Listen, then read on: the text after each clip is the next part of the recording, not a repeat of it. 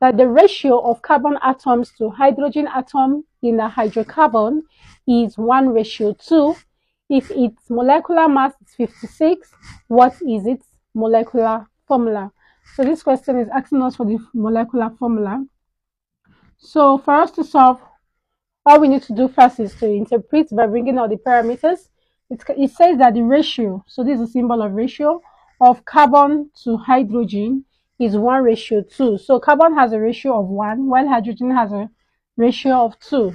So the empirical formula for this is going to be, that is CH2, because carbon is carrying 1, while hydrogen is carrying 2. So this is the empirical formula.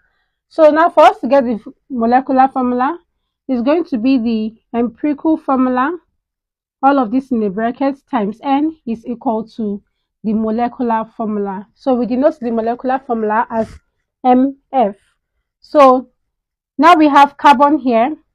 The atomic mass of carbon is 12, plus the atomic mass of hydrogen is 1, but it's carrying 2 here, so it's going to be 1 times 2.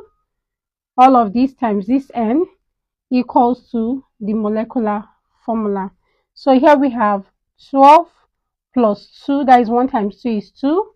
All of these times N equals to, the molecular formula in the question has been given as a value to be 56. So we have the molecular formula to be 56.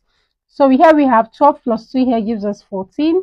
N is equals to 56. So from this point, all we need to do is divide both sides by the value of the unknown, which is 14. So 14 cancels 14 here. 14 here is 1. 14 in 56 is 4. So the value of N is equal to 4. So from here we can easily get the molecular formula by imputing or substituting the value of N into this. So this is going to be CH2N equals to the molecular formula. So now we can get the molecular formula since the value of N is 4. So this is going to be CH2 in a bracket, then here we have 4. This gives us what? The molecular formula. So this 4 is going to multiply all that we have inside this bracket. So this is going to be C4H.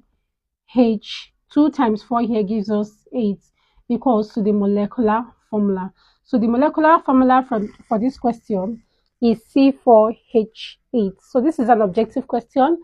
Let's check the options and see which is the correct answer. So we can see that C4H8 is option B, which is the correct answer. So hope you've learned something new today, dear viewers. Thank you for watching. See you in our next class. Bye for now.